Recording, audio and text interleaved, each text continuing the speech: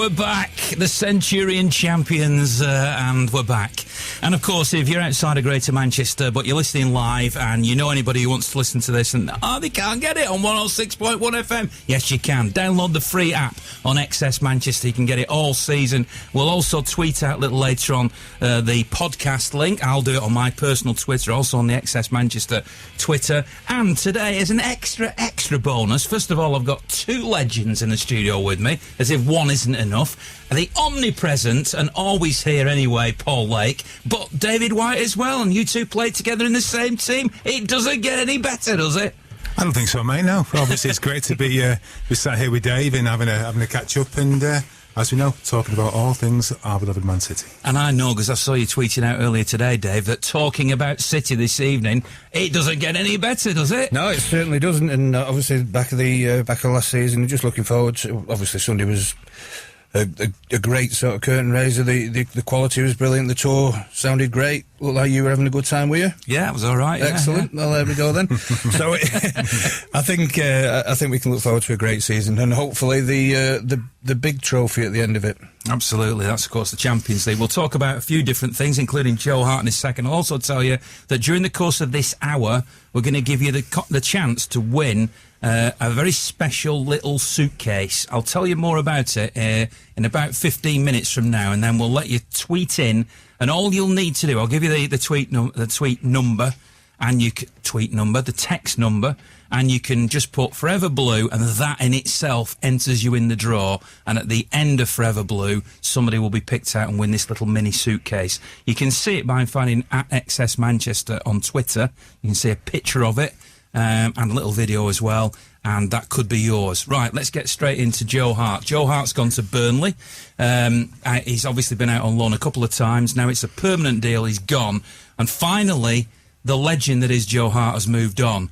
How do you feel about it? I mean, is it a sad day? Is it a happy day that he's moved on for him, Or what's your conclusion, lads? I think it's a happy day for Joe, really. I mean, he's been in a bit of limbo land, obviously being at West Ham, and he's still in the Premier League with Burnley. I mean, David and I were speaking before, and he was saying, obviously, that the Burnley keepers are injured, which means that there's a chance he'll get in and start, and then maybe, if he finds the kind of form that we know he's capable of, then he could well keep his place and keep someone like Pope out, who, as we know, has been fantastic last season, and has been an ever present for them, and obviously getting into the England side. But alongside that is the fact that, Joe's been much maligned because of the fact that City have a certain type of goalkeeper. Now, let's be honest, Thibaut Courtois couldn't get in City's team because that isn't how he plays. And he's regarded as being one of the best keepers in the world. There's anybody, Manuel Neuer, that you can think of who has got that presence and has got the feet to match. So really, he's been given poor press, really, in terms of what he's capable of. He's a fantastic shot stopper. He's a great professional, and he will always be a Man City legend. I mean, from when I saw him go on loan to Birmingham and come back, he's just grown and grown and grown. And he's been the one player that you've always seen has really had City's at his heart. Then it became Vincent Kompany and all the rest of it. But Joe was always that person, that go-to person. And at the same time, he's grown in the shirt, and he's become, we talk about Joe Corrigan, who we're speaking to later, as you know, as a legend. But I think Joe Hart will have to go down at this moment in time as being the number one, when he took over from Shea Given.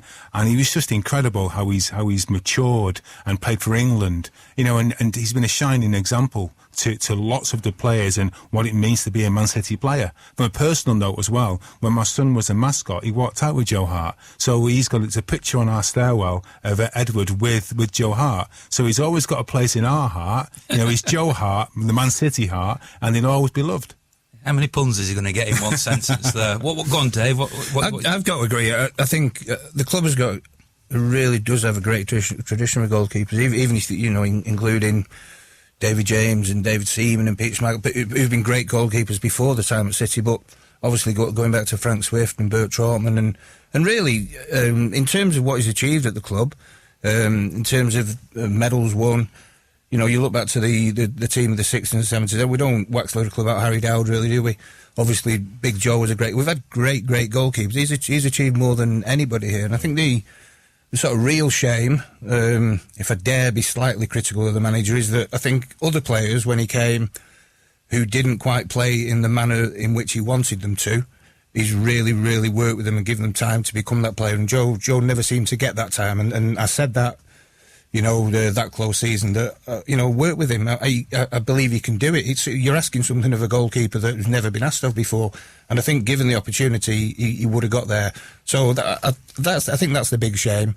But he leaves absolutely as a legend. As Paul said, definitely, I would say City's best ever goalkeeper. Away from the footballing side, which obviously we will talk about, and you are talking about, I would say off the field, when you look at how Yaya Toure departed and the comments that have been made since, which has tarnished his reputation, Joe Hart, who would have reason to be quite upset and bitter, because you've already expressed that, has never done that.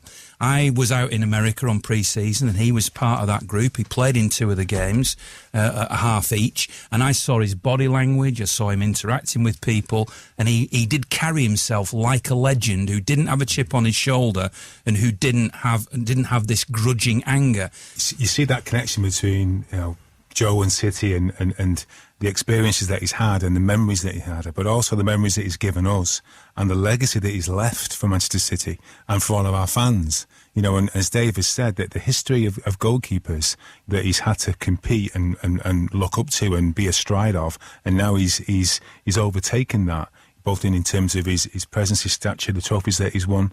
But you just get that sense there, that real emotion. You can't. That's not contrived. There's no one kissing a bad side. That's genuine. You can't hide that. And that just shows you the person, behind the goalkeeping shirt and the connection with Manchester City. And that's another reason why, in my opinion, he'll be always be loved.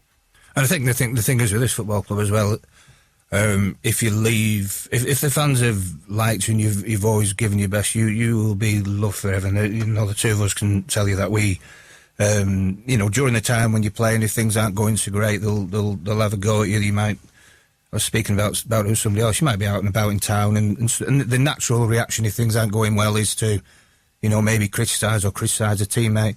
You get nothing of that. When you've left the football club, you are just thought of fondly, and as you say, the emotion shown in the interview is absolutely genuine. I've got to mention Tony Coton as well, I forgot, because he was on that level of all those other goalkeepers as well. But absolutely true emotion. I will go back and watch it, certainly myself. And it's brilliant. And the other thing is, maybe, we're seeing a lot of older goalkeepers go into big clubs at the moment, so never say never, eh? Well, obviously, he's English, so that makes a difference in terms of how well he can speak. He isn't from Manchester, though. You two are City fans. You grew up as City fans. So there is an obvious connection. And when I look from the outside now at this group of players, on the one hand, I think, well, the millionaires who live in a bubble.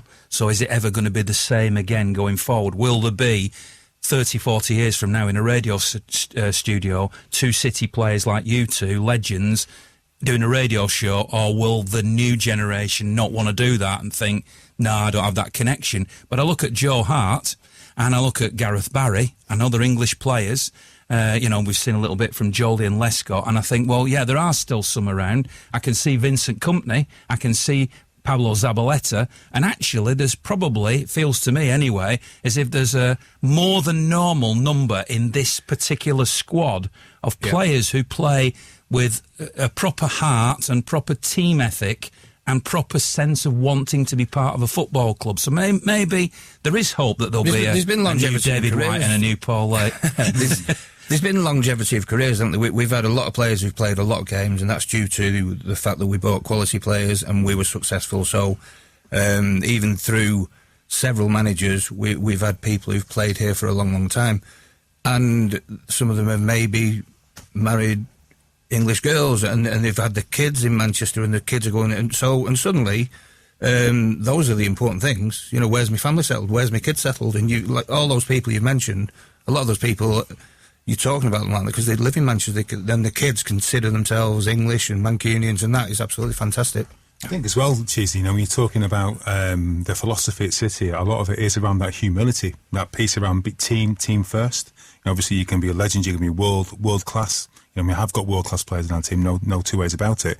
But team comes first, and Pep Guardiola has hammered that home to the players. And that sense of humility, it's only important as the next game, as the next game, as the next game. So I think that groundedness, despite the fact that these are multimillionaires and world class and world renowned, they still have that sense of togetherness and that humility. And I think that transpires, in the way that they conduct themselves off of the pitch. And as Vinnie Company said, I always remember the first interview we did after we won the title was that, I've dreamt of this as being a kid. It wasn't about the money, never about the money. The money obviously is nice. It's obviously over time. If we'd have been offered the same kind of money that's been paid today, would we have said, no, don't be ridiculous? But it's over time. But it's still about, that chance of being a success and being a success with this team. And you saw even when United lost the game against West Brom, that outpouring of emotion that Vinny showed with his family. Again, it's just genuine because, as Dave has said, these players that have settled here and they get what it means to be a Manchester City player. They get that connection with the fans, and they also get how tough it's been for Manchester City over the years, with our rivals being so successful. And that is starting to change, and it has changed. You think, therefore, at this point now, where we're 2 days away from the transfer window closing, that I know City tried to get Jorginho and didn't get him, and he went to Chelsea. But do you think that somewhere in the background, Pep Guardiola and his team and the club as a whole are actually more focused on finding the right type of mentality in a player as much as the skill and everything? Because you will get a certain number of fans who will say, why have they not signed anybody? Why have you not gone out and got a big name? But actually you think, well, obviously there's Phil Foden, there's Brahim Diaz, and there are other youngsters coming through, and you'd hope that if they come through, that they, first of all, they come through together, which creates a team ethic straight away, but they come through with that humility that you've spoken about. And I wonder whether City now are just absolutely getting it right in terms of looking at the people as much as the skill set that players have got. I think I met with a fan yesterday and I was speaking about this, and when I was playing, and the young lad called Charlie was there with us, and he didn't understand the fact that we used to wear 1 to 11, that was it, and I was that number 7 shirt, I wasn't giving it anybody, and all this swapping and changing of, and rotation, I hated that, absolutely hated it. But I think with Guardiola, they accept it. So they're certainly better than any other team, any other squad. I think they accept the rotation system. I'm in some ways glad we didn't get Jorginho, because I think so highly of Fernandinho, and I think Fabian Delph deserves a shot at being I think there will still be games when we should think about playing a second central midfielder. Even though he's absolutely astounded with me with how amazingly well they can dictate games, even big games with Silva and De Bruyne in a midfield three. I think there are times when we still need that option, but I think Fabian Delph deserves a shot at that. So, and like you say, the opportunity the guys have had in the States and in the Community Shield has been brilliant. They've shone through. I genuinely thought that Bernardo Silva would be the guy to miss game time with the arrival of Mahrez, and yet he seems to be the one that's first on the team sheet. Yeah. So that's just absolutely incredible. I think let's not rule out Gomez and Luiz, who are 2 young players. Luiz, they're waiting for a work permit for. We saw a very quick glimpse of him in America. We've seen Gomez. He came on for 10 seconds, never touched the ball in the Charity Shield, but nevertheless, he's another one. So there's 2 that, in theory, could cover with Fernandinho. You've mentioned Fabian Delph. At the moment, Zinchenko's still around. So there isn't really... what I suppose I'm getting at is that it's more important to have the right type of mentality of player there, rather than... I'm not having a go at Jorginho, because I don't know him, right? But Jorginho coming in for a big packet load of money... Yeah, and I think that's what I'm saying, and expecting to play. Because nobody's taking Fernandinho out of that team for me. Nobody in the world is doing that. I believe he's that good and that integral. So you just need support players around him, and I think give that opportunity to these guys that have been there for the last 12, 24 months. The one thing that you would say, Dave, is that you're looking at Fabian Delph, who could be that player. There's no two ways about it. And at the same time, you've got a player there that's got so much quality around him that, although it is a difficult role, and no one does play it better than Fernandinho, who's been superb. And again, I was really annoyed and frustrated for him when he was abused the way he was by the Brazilian fans. Obviously, the own goal could have happened to anybody. And the fact that he didn't have a great game, like quite a few of the players in the side, I was quite upset for him. And I thought, well, never mind that lot. We love you. And you've been superb, Manchester City. You're one of us. Yeah, exactly. He is one of us. But I do feel that as much as we have got those players that can step in, I just think that Pep will just find a different way to rotate a system whereby we'll still manage and keep the ball and keep possession, even if Fernandinho isn't fit. I mean, Gundogan isn't that player, but he does get about the pitch and he is intelligent. I mean, Kev's played deeper, but Kev's played left, he's played right. So even surprisingly as this may sound, John Stones stepping up, he could do that. So there are options, and I'm sure that because Pep is so meticulous that he will have, sourced different systems and played players in different areas of the pitch, just to ensure that he has got that plan B or plan C in terms of having players that can second for Fernandinho without changing. Was that player he's injured as well. He's injured at the moment, but there are other options. So as I say, I was pleased that didn't come off, in all honesty. Now, I had the privilege of going out to the States and watching City in pre-season. Obviously, it was a lot of young players, and we did see players, that some of which will not been that familiar to people who don't watch the EDS, etc. And by the way, this Saturday, 1 o'clock, at the mini stadium, the EDS are playing. So the people who were, on social media saying, I didn't really know him and everything, we don't get a chance to watch them, they couldn't go to America, get down to the EDS on Saturday, 1 o'clock kickoff, and you can see these rising young stars. So we saw some of them. We saw Leroy Sané, he was out there. The one who caught my eye, even though he arrived quite late, was Bernardo Silva. Yeah. And now we've seen the Community Shield as well. So going into the new season, optimism can't be higher, can it, guys? Well, in my opinion, no. Obviously, Dave mentioned it before about Bernardo Silva. Everyone thought that I didn't even know this, that he played some part nearly of every game last season, or was involved more than any other player last season, which you find hard to believe, But the quality that he showed both in the World Cup, and like I say, he's hit the ground running, and the way that he's kept the ball and the way that he's impacted on games, you're feeling that, as Whitey said there, that he'd probably be the first name on the team sheet. And we talk about a natural successor to David Silva. He is different, and he don't necessarily play in that central area. But in terms of keeping the ball, in terms of that left-sided balance, in terms of understanding his roles and responsibilities, he's been quality, and there's so much more to come from him. And I think he's a shining example to lots of smaller players of how to use the football and use your body, because you can't get the ball off of him. And he's been superb. And I tweeted as well that it's the first time I've seen so many lefties in a Man City 11, which is quite interesting. Phil Foden obviously is a left footer. Yeah, exactly. But what I'm interested in is, aside of that, and I'll get Dave's thoughts on this, is how Leroy Sané is going to link in with Mendy, because one or two people have alluded that perhaps, because Mendy is so dynamic and he gets forward with such pace and such power, that he may actually be a hindrance to Leroy Sané rather than an assistance to him. I mean, they linked up well against Liverpool in the 5-0, and we saw that. And Mendy is quality, and he is playing higher and higher up the pitch, and he will be used a hell of a lot as an attacking player. But I just wonder, Dave, what your thoughts are on that in terms of Leroy and Benjamin, sort of, that dynamic on the left-hand side. Did you ever, answering that question, David, did you ever have a full-back behind you who was taking your space? Yeah. Not the guy sat next to me. Very early on in my career, something very, very similar. When we bought John Gidman, it was an absolute disaster. He's a great guy. Obviously, he'd had a brilliant career and played for England, but he was just a disaster for me. I was a right-sided. I was at that point. I was a wing. I was always a forward, although a midfield player. I was the winger, the wide midfield player who'd be the attacking player. I needed someone behind me who was happy to just give me the ball, support me, and I would support. Yeah, Tony. Tony used to get forward. Yeah. Not often. No, but in support, I mean, so I played a lot of my time with obviously Brighty behind me or Mark Seagrave. When Mark Seagrave was there, he was great. He just used to give me the ball and he'd do his job and I'd get on with my job. I didn't want anybody running past me.